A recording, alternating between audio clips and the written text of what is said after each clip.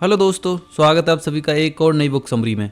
आज की book summary है द 48 लॉज ऑफ पावर, जिसे लिखा है रॉबर्ट ग्रीन ने। रॉबर्ट ग्रीन एक अमेरिकन ऑथर हैं जिन्होंने स्ट्रेटजी और पावर पर कई किताबें लिखी हैं। इन्होंने 6 बेस्ट सेलर किताबें भी लिखी हैं। 48 laws of power, the art of seduction, the 33 strategy of war, the 15th law mastery, the laws of human nature. ये सारी बुक्स रॉबर्ट ग्रीन ने लिखी हैं।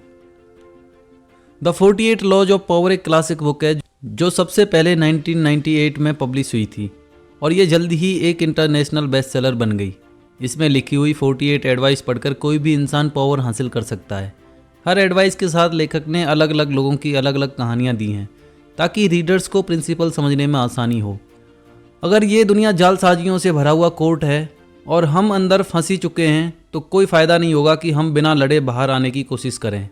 हम शायद नोटिस ना कर पाएँ, मगर सच तो ये है कि हमें पावर के लिए रोज़ ही स्ट्रगल करना पड़ता है। परिवार के अंदर, काम पर या कम्युनिटी में, लगभग हर जगह हमें खुद के लिए लड़ना पड़ता है। हम चाहे ना चाहें, मगर इस दुनिया में रहने के लिए हमें पावर की ज़रूरत पड़ ही जाती है। इसीलिए हमें खुद को किसी हाल में पावरलेस नहीं बनने देना है, क्योंकि ऐसा करना खुद के पैरों पर कुल्हाड़ी मारने जैसा होगा। सच बात तो यह है कि जितनी ज़्यादा पावर हमें हासिल होगी, हम उतने ही बढ़िया दोस्त, लवर, हस्बैंड, वाइफ और इंसान बन पाएंगे। मगर दूसरों पर या चीज़ों को अपने पावर में करने से पहले ज़रूरी है कि हमारा पावर खुद पर और इमोशन पर हो। जब हमारे साथ कुछ होता है तो उस बात के ऊपर एकाएक इमोशनल रिएक्ट करने की आदत को कैसे कंट्रोल करें, यही हमें सीखना है। क्योंकि हर बात पर तुरंत रिएक्ट करने से रीजनिंग पावर कम होने लगती है। इससे आप किसी बात को क्लियरली सोचे समझे बगैर इमोशन में आकर गलत डिसीजन भी ले सकते हैं। अपने इमोशन को कंट्रोल करना बहुत मुश्किल होता है, खासकर बात जब प्यार और गुस्से की हो। इन फीलिंग्स को आप बिल्कुल ही फील ना कर पाएँ, ये तो हो ही नहीं सकता। इसलिए ऐसी कोशिश भी ना करें। बस इतना ध्यान रखें कि आपको अपनी फीलिंग्स एक्सप्रेस करते वक्त थोड़ा केयरफुल रहना है, क्योंकि पॉसिबल है कि आपके दुश्मन इसे आपके खिलाफ इस्तेमाल कर सकते हैं। अब जब आप ये फाउंडेशन समझ गए हो तो इसके पहले लॉ के बारे में सीखते हैं। दोस्तों पर ज़रूरत से ज़्यादा भरोसा ना करें। अपने दुश्मनों का इस्तेमाल करना सीखें। हान डायनेस्टी खत्म होने के 700 सालों बाद भी चाइना में अफरा तफरी बनी रही। राजगद्दी के लिए छीना झपटी चलती रहती थी। हर नए राजा को मौत के घाट उतार दिया जाता था और आर्मी तख्ता पलट करती रहती थी। पावर की ये लड़ाई खून और मारकाट से रंगी हुई थी। ऐसे ही एक राजा को उसके जनरल्स ने मार डाला और उसके बाद अपने में से ही सबसे स्ट्रांग आदमी को चुनकर उसे राजा बना दिया था। इस नए राजा ने भी अपनी कुर्सी सलामत रखने के लिए अपने सारे पावरफुल आदमियों को मरवा दिया। मगर कुछ सालों में वो खुद भी मारा जाएगा, क्योंकि उससे छोटी उम्र वाले नए जनरल उसके खिलाफ साजिश रचकर उसको और उसके बेटे को मार देंगे। ये पैटर्न यूं ही चलता रहेगा। जो भी राजा बनेगा उसकी जान हमेशा खतरे में रहेगी, क्योंकि उसका हर कोई दुश्मन है। चाइना का एम्परर बनने का मतलब है एक अकेला इनसिक्योर राजा जिसके हाथ में कोई असली पावर नहीं है। मगर जब 959 एडी में जनरल चाओ कुयांगिन को पावर मिली, तब ये सारा गेम ही चेंज हो गया। वो एम्परर सुंग बना।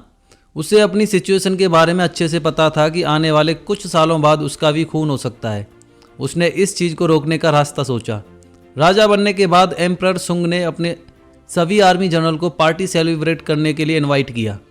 पार्टी में जब लोग वाइन के नशे में धुत हो गए, तब एम्परर ने जनरल्स को छोड़कर बाकी लोगों और गार्ड्स को वहाँ से चले जाने का हुक्म दिया। अब एम्परर के साथ कोर्ट में सिर्फ जनरल्स रह गए थे। उन्होंने सोचा कि एम्परर सुंग उन्हें मरवाने का हुक्म देगा, मगर ऐसा नहीं हुआ। एम्परर सुंग ने उनसे कहा, रोज़ मेरा दिन डर के साए में गुजरता है। खाने की टेबल और मेरे बिस्तर दोनों जगहों पर मुझे मज़ा नहीं आता। मुझे यकीन है कि आप में से कोई भी अपने साथ यही सब देखने के लिए राजा बनने के सपने नहीं ले रहा होगा। एम्परर सुंग की बात सुनकर जनरल्स डर गए। उन्होंने एम्परर के खिलाफ कोई साजिश ना रचने और हमेशा वफादार बने रहने का वादा किया। मगर एम्परर सयाना था। उसे पता था कि दौलत के लालच में इंसान कुछ भी कर सकता है। एम्परर सुंग ने उनसे वादा किया, जिंदगी जीने का सबसे अच्छा तरीका यही है कि इज्जत और अमीरी में सुकून भरे दिन गुजारे जाएं। अगर आप लोग अपना कंट्रोल छोड़ने को तैयार हो तो मैं वादा करता हूँ कि आप सबको फाइन एस्टेट और दौलत से माला माल कर दूंगा। जनरल्स हैरान थे कि एम्परर उन्हें दौलत और सिक्योरिटी देना चाहता है। अब उन्हें डरने की कोई ज़रूरत नहीं थी।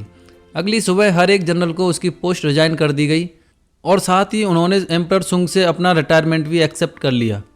अब वे अपने अपने एस्टेट के नोबल और मास्टर बन गए थे जो एम्परर ने उन्हें बख्शा था। सिर्फ एक ही झटके में एम्परर सुंग ने अपने दुश्मनों को अपना वफादार बना लिया था। एम्परर सुंग अपना किंगडम एक ही झंडे के नीचे लाना चाहता था। दूर साउथ के इलाके हान में सालों से बगावत की लड़ाई चल रही थी। लियू वहाँ का राजा था। जब रेवेल ने सरेंडर किया तो एम्परर ने उन्हें कोई पनिश नहीं किया, बल्कि उसने राजा लियू को अपने कोर्ट में एक पोजीशन दे दी। यही नहीं, एम्परर ने दोस्ती के तौर पर उसे अपने साथ वाइन पीने के लिए इनवाइट किया।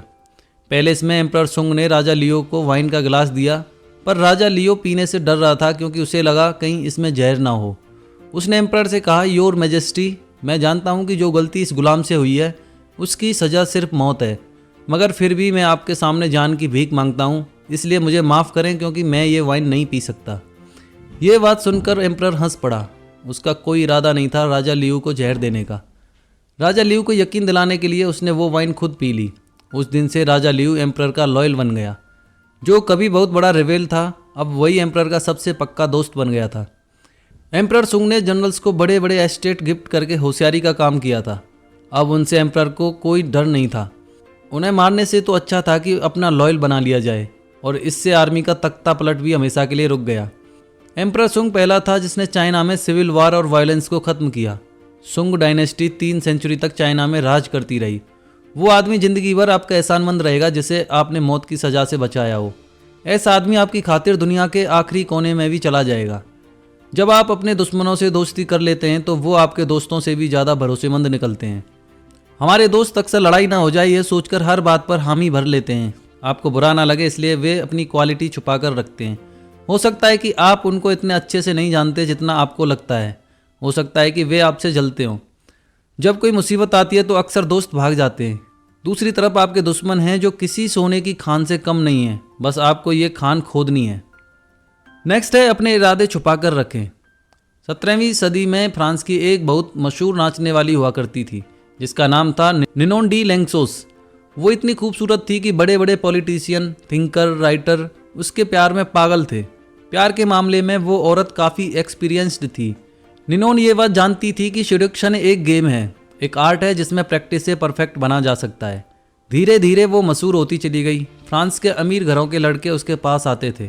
वो उन्हें प्यार करना सिखाती थी। उन्हीं में से मर्क्यूएस बस 22 साल का ही था। वो बहुत अमीर और हैंडसम था, मगर प्यार के मामले में बिल्कुल अनाड़ी था।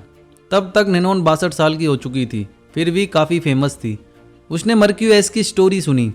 उसे एक जवान और सुंदर काउंटेंस से प्यार हो गया था, मगर उसे समझ नहीं आ रहा था कि अपने प्यार का इजहार कैसे करें, और इस चक्कर में उससे बहुत गलतियां भी हुईं।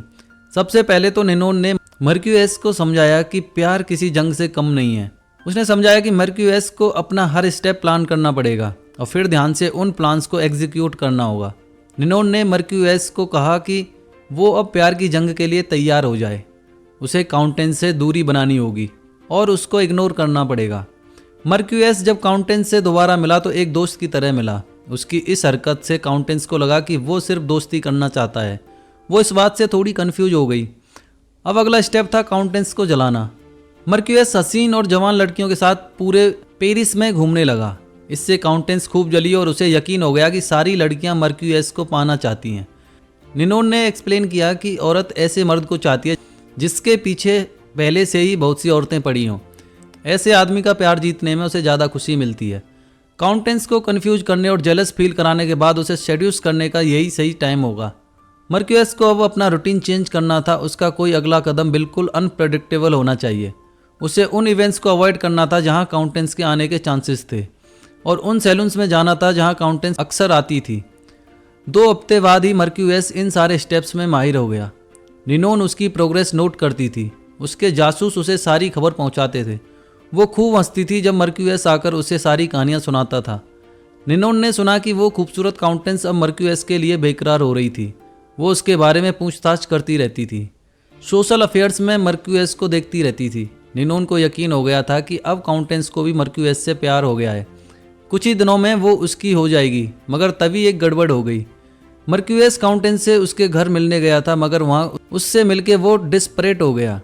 वो निनोन की एडवाइस भूल गया और उसका उल्टा कर दिया। उसने काउंटेंस का हाथ पकड़ लिया और अपने प्यार का इजहार कर दिया। उसकी इस हरकत से काउंटेंस शॉक्ड रह गई। उसने तुरंत अपना हाथ छुड़ा लिया। जैसे रात ढलती गई वो खूबसूरत लड़की मर्क्यूस को अवॉइड कर रही थी। उसने उसे गुड नाइट भी नहीं कहा और बाहर तक छोड़ने भी नहीं आई।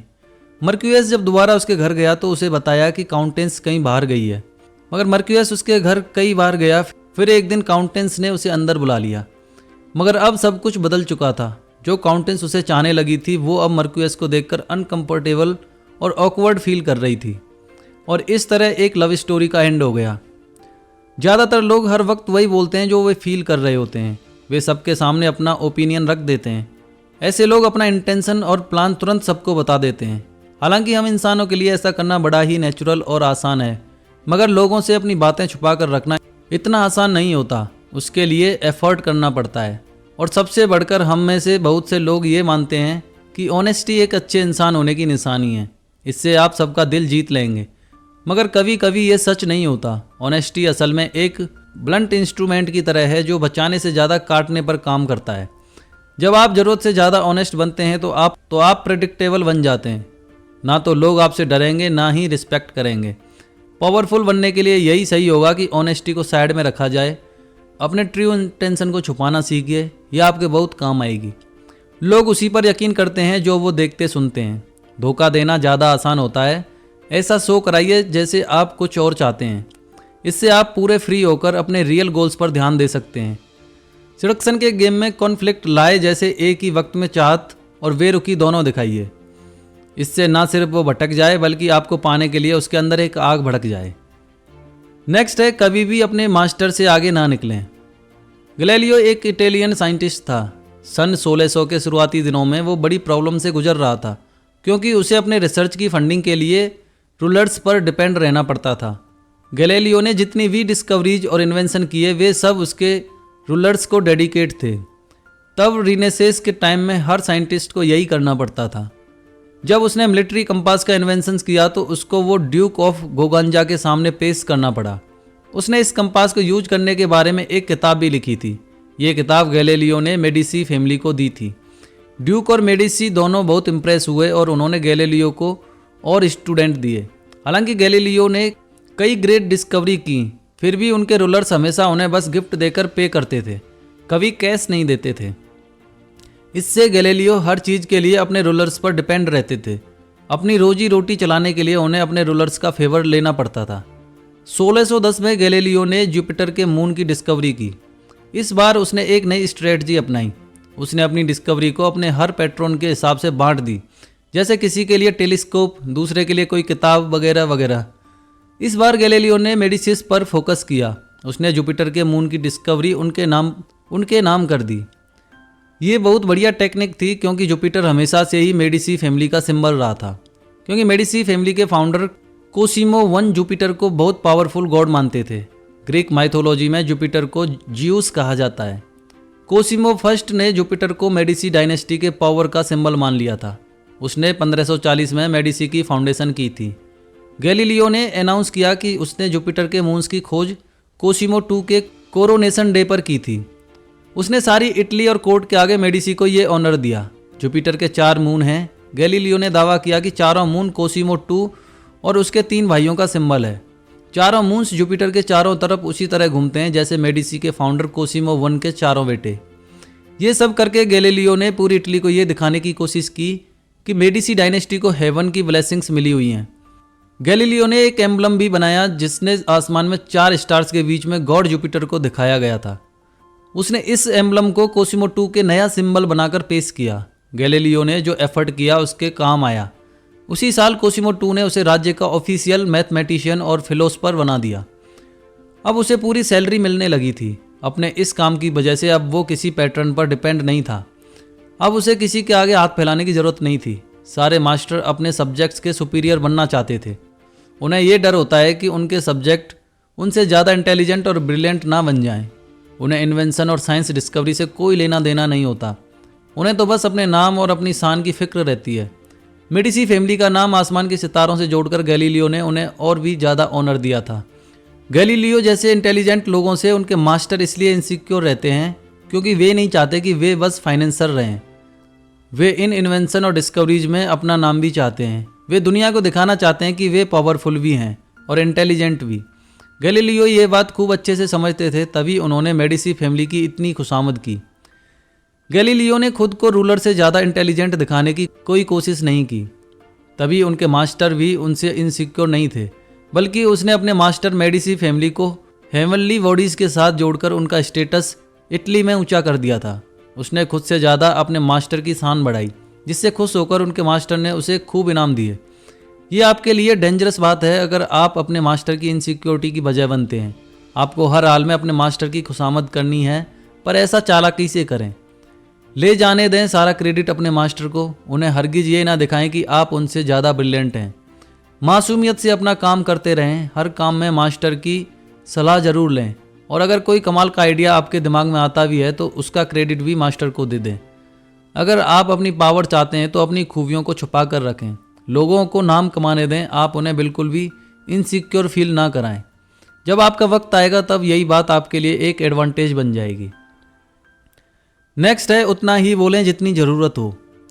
बहुत पहले फ्रेंच कोर्ट में ये रिवाज था कि स्टेट इश्यूज पर पहले डिस्कस किया जाता था, फिर उन्हें राजा के सामने पेश करते थे। नोबल्स और मिनिस्टर्स के बीच कई कई दिनों तक बहस चलती रहती थी। फिर उन्हें अपने 2 रिप्रेजेंटेटिव चुनने होते थे। दोनों लुईस 14 के बारे में बारी बारी से अपने व्यूज एक्सप्लेन करते थे। अब राजा को डिसाइड करना था कि स्टेट इश्यूज के लिए कौन सा रेजोल्यूशन बेस्ट होगा। आखिर में रिप्रेजेंटेटिव राजा के पास आए। उन्होंने इश्यूज रखे और उन्होंने रिजॉल्व करने के 2 बेस्ट पॉसिबल टैक्टिक्स भी बताए। लुईस 14 बस सुनते रहे। उनके चेहरे पर कोई एक्सप्रेशन नहीं थे। जब वे लोग अपनी बात पूरी कर लेते तो राजा कहता, मैं देखता हूँ, और बस यही बोलकर वो कोर्ट से चला जाता। लुईस 14 उस सब्जेक्ट पर कभी फिर बात नहीं करता था। उसके कोर्टमैन को कुछ दिनों बाद पता चलता था कि उसने क्या डिसीजन लिया था, क्योंकि तब तक लुईस स्टेट इश्यूज पर काम करवा चुका होता था। उसकी चुप्पी से किसी को भी ये पता नहीं चलता था कि उसके दिमाग में क्या चल रहा है। उसके अगले स्टेप को प्रेडिक्ट कर पाना बड़ा मुश्किल होता था। उसकी चुप्पी की वजह से ही उसके दरबारी लोग बातें करते रहते थे और वो सबके दिमाग की बात जान लेता था, मगर उसके दिमाग में क्या है ये किसी को पता नहीं चलता था। लुईस 14 उन लोगों से मिली इन्फॉर्मेशन को उनके खिलाफ भी इस्तेमाल करता था, जिसकी वजह से वो बहुत पावरफुल बन गया था और लोग उससे डरते थे। वो किसी को भी उखाड़ फेंक सकता था क्योंकि उसे सबकी कमजोरी मालूम थी। तो इस तरह से साइलेंस लुईस 14 का सबसे बड़ा हथियार था। अपनी बातों को लिमिट रखने से ना सिर्फ आप पावरफुल बनेंगे, बल्कि इससे आप कई गलतियां करने से भी बच सकते हैं। जब आप बिना सोचे बोल देते हैं तो कई बार गलत या बेवकूफ़ी की बात भी बोल देते हैं और इससे आप मुसीबत में पड़ जाते हैं। साल 1825 में रसिया में एक रेवोल्यूशन हुआ था।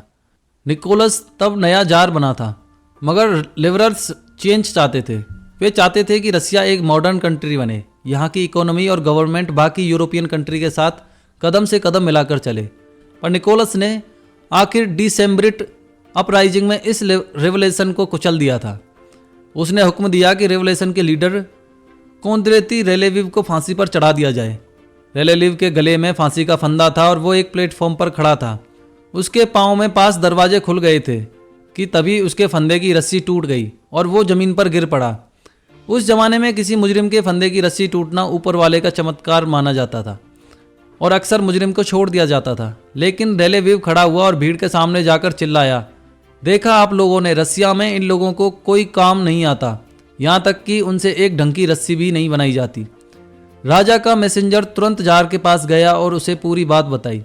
निकोलस बड़ा डिसअपॉइंट हुआ कि रेलेविव की फांसी टल गई। मजबूरी में उसे रेलेविव के माफ़ीनामे पर साइन करने पड़े, मगर साइन करने से पहले उसने मैसेंजर से पूछा, क्या रेलेविव ने इस चमत्कार के बाद कुछ कहा? इस पर मैसेंजर ने जवाब दिया, शायर उसने कहा कि रसिया में लोगों को एक रस्सी तक बनाना नहीं आती। निकोलस ने उसी वक्त वो माफ़ीनामा फाड़कर फेंक दिया।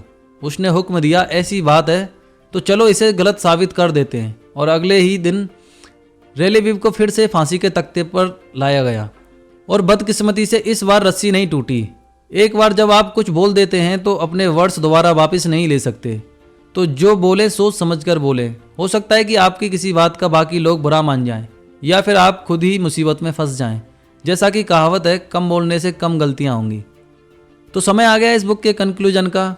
ये बस कुछ एडवाइजेज हैं जो आप अपनी डेली लाइफ में अप्लाई कर सकते हैं। ये ना सिर्फ उनके लिए यूजफुल हैं जो पावरफुल बनना चाहते हैं, बल्कि आप दूसरों के साथ अपने रिलेशनशिप इंप्रूव करने के लिए भी इन्हें यूज कर सकते हैं।